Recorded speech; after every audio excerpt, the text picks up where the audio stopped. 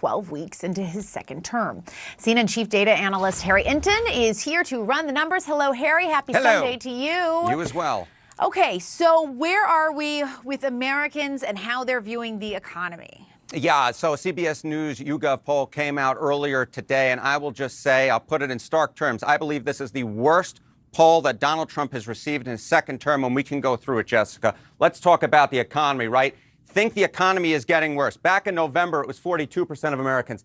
You don't have to be a genius to follow this timeline. By February, it was 49%, March, 51%. Look at where we are now, 53%. The clear majority of Americans think the economy is getting worse, and that number is rising. When Trump, of course, won that second term, it was 42%. Now we're up 11 Holy Toledo. points. The clear majority, 53%. This poll and this number in particular is no bueno. Bro, they're losing their business and still crying and blaming everybody else. I love this for you. I love this. Nice. I love this for you. I love to see you fail. I love to see your family be affected and hurt because you voted for Trump. Yeah, I voted for Trump. Absolutely. Did I know he was going to increase the tariffs? Yes, I did. However, I thought that the infrastructure would be set up prior. How, dude? How? How did you think that? Why did you think that? He said tariffs are the greatest word in the English language. He never said building a robust manufacturing base is the greatest word in the English language. It'd be multiple words anyway. It would be multiple words. He never uses multiple words. He just used the one word. Why did you think that that was within his capabilities? I don't understand it. He said he's going to do mass deportations and tariffs. That's what you voted for. Why did you think that there was going to magically be factories everywhere? Like where? Where would the factories come from? For small business to come back to America and manufacture in America.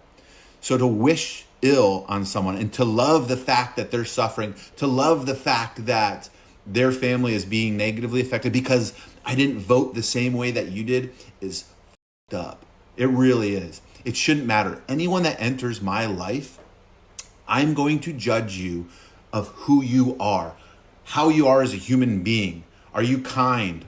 Soy right. Again, many such cases. Soy right versus dark woke.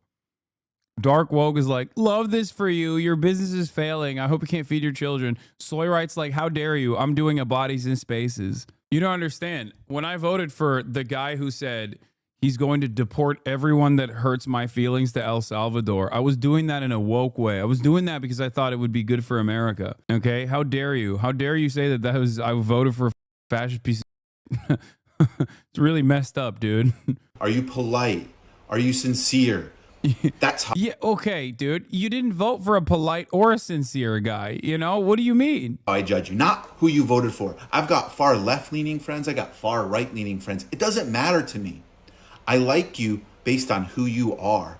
But to see someone hurt and their business fail and their family be affected because they didn't vote the way. I mean, dog, you literally voted for this. That's why they're laughing. Like, you voted for this. You know what I mean? Like, it's not even a thing that he kept a secret. You even admit that he was going to do the tariffs. And that's what you voted for. Like, what can we do? Not laugh at this? This is the funniest. This is the only person to laugh at, you know? You did? I don't get it. It's f***ed up. I'm sorry, a lot of you are f***ed up. I'm sorry. We should all care about each other regardless of who we voted for. I'm sorry. Yeah, okay, dude. Paul's Trump's tariffs are knocking out a major leg of the podcaster economy by taking out e-commerce. I know. Silver lining, baby. Even though I agree with them on principle, are overlooking the impact, especially on smaller companies, due to just-in-time inventory policies. I'll give you a quick lecture on what it's like managing logistics. All right, I run a protein bar company, founded it with another guy, Marco Lobliner, a bodybuilder and a friend of his. Okay. We order inventory, we ran out of inventory. People go, how do you run out of inventory? What is screw up? And the answer is we don't really know. You have to test the market. You order inventory, cash flow comes in, you order more inventory, you hope you order the right amount. If you order too much, then where are you going to warehouse it? So you order everything just in time. Now these bars, by the way, are not subject to the tariffs, so this is not self-interested. I'm using that only to illustrate a point.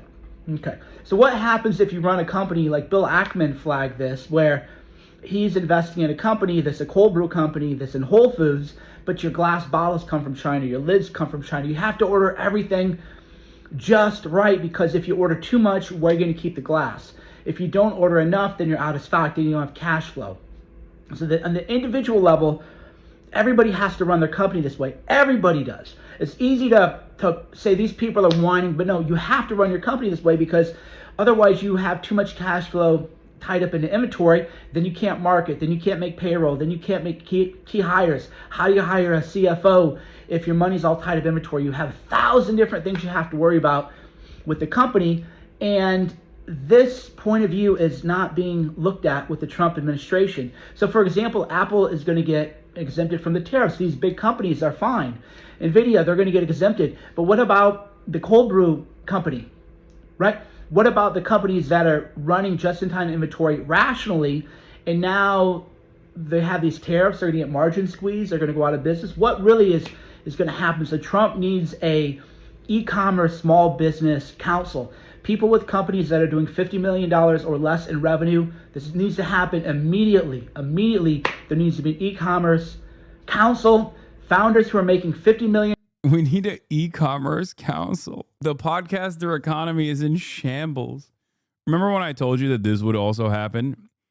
Donald Trump actively coming after the one base of permanent support, the podcaster economy and the drop shippers and the Trump merch economy. It's hard not to laugh, you know? $1 or less. I can think of a lot of these companies who are doing it. They cannot be overlooked.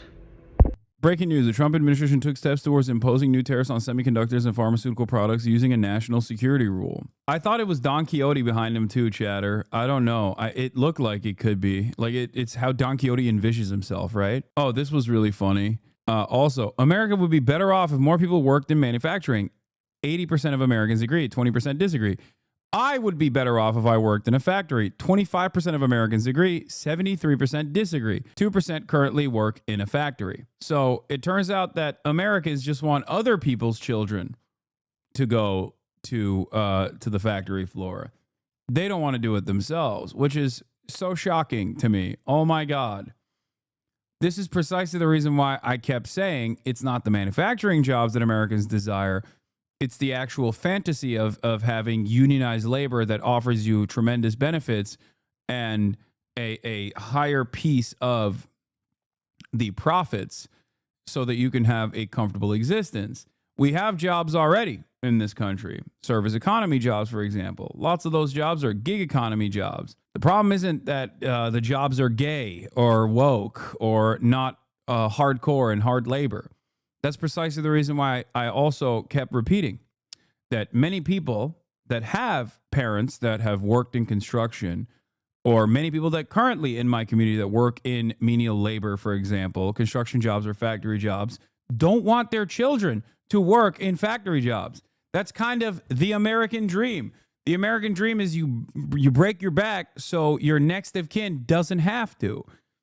But because we're so far removed from having any sort of factory jobs whatsoever, that people forgot about it and simply fantasize about it. Same principle behind coal miners. Nobody wants black lung. They just want a good income. They want to be able to have a single parent work in a two-parent household, and the other parent can just take care of the children or do whatever they want to do. They want to be able to go on vacation. That is what people want. It's not about wokeness at all. It's so stupid, but you're not getting that. No one is getting that. What we're getting instead is no manufacturing, higher prices in general, and no fixing of no like onshoring. And even if there was any sort of marginal onshoring, it wouldn't mean good jobs to begin with. This is the meme. Who wants more American factories? Who wants to work in the American factories? Nope. My uncle's blaming Biden that he will go out of business because of the tariffs. That's amazing. Your uncle is keep me posted on your uncle's activities.